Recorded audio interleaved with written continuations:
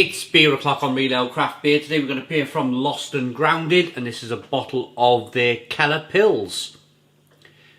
It's coming in at 4.8% ABV in a 330ml bottle, described as hop bitter lager beer.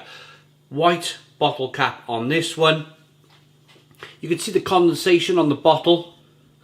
I got it out the fridge about 15 minutes ago. I like to raise the temperature a little bit, so you're picking up more of the flavour from the beer. Nice bit of smoke on the bottle opening, look at that. Perfect.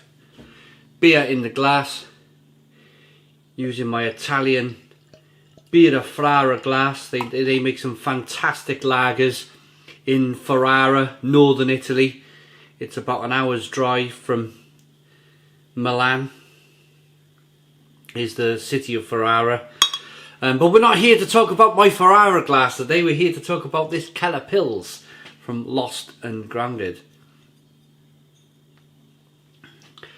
Bottle looks nice. We've got a one finger white head. It's a hazy straw coloured beer. Looks very much like a lager.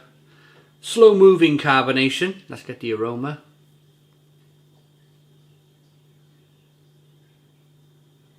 Yeah, it smells really good.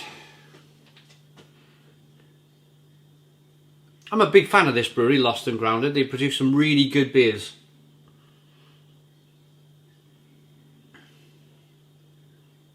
A little bit of peppery and spiciness coming through.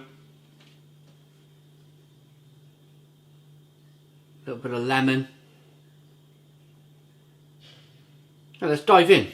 Cheers, everybody.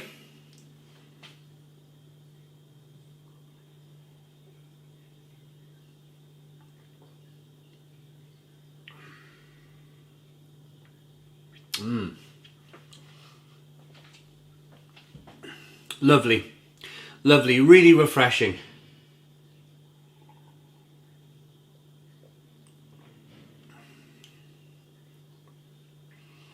Real nice spiciness.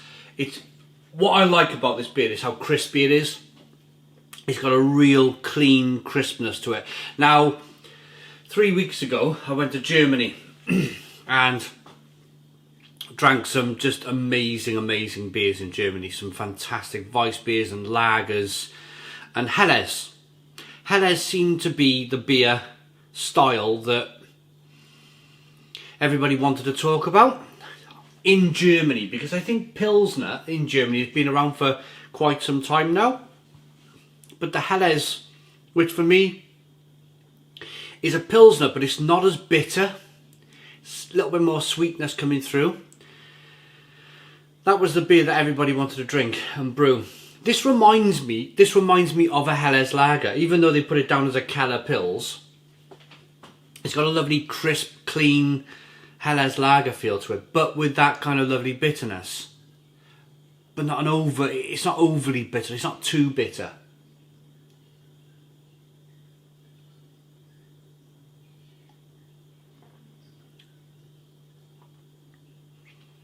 The malts, well, the malts are just fantastic. Really crisp, clean.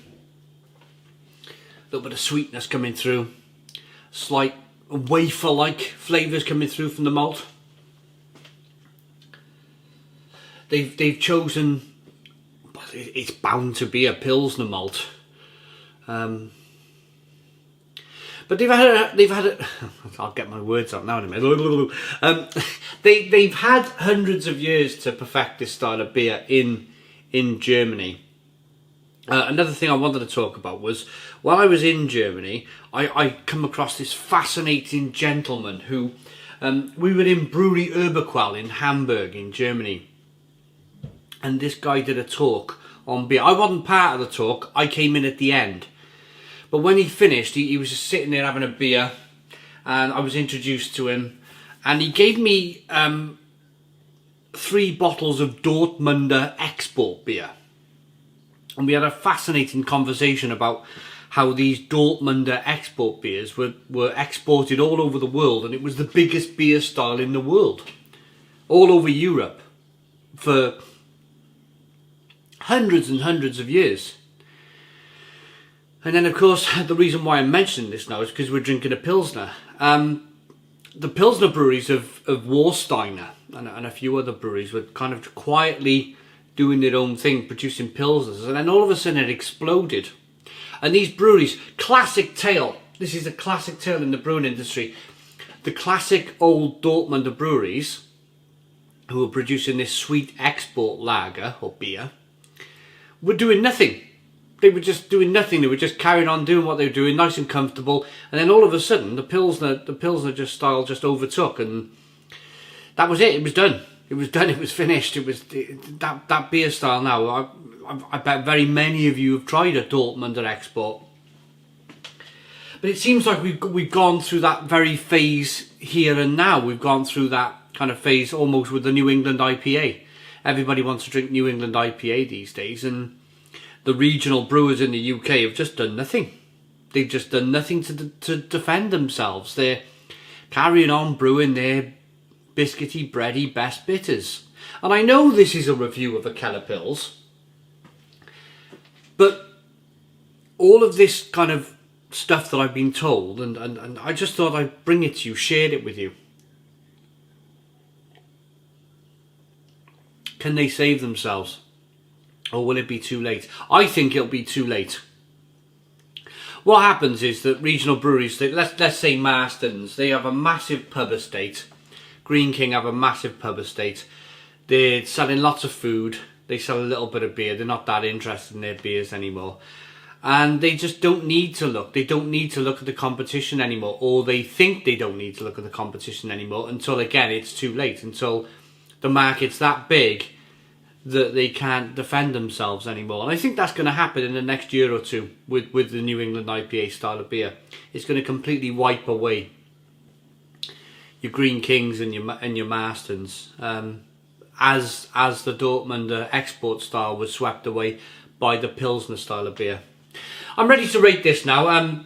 Sorry for the kind of slightly sideways approach with this beer review, but in all honesty, there's not an awful lot you can talk about with a Pilsner. You can talk about how crisp and refreshing it is, and there's a little bit of stinging nettle flavour, and it's peppery and spicy. There's a little bit of sweet malt coming through. How drinkable it is.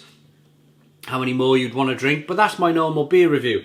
I thought I'd kind of just slightly change things up a little bit for you today. Lost and Grounded Brewers, 91 Whitby Road in Bristol. Brilliant brewery, absolutely brilliant brewery. Water, malted barley, pills, malt, hops and yeast. I like it. Great beer from a great brewery. I like that Pilsner enough to give it an 8 out of 10. It's an 8 out of 10 from Real Ale Craft Beer. Please put your comments in the comments box. Subscribe to our daily beer and food reviews. Give us a big fat thumbs up. Boom! Cheers.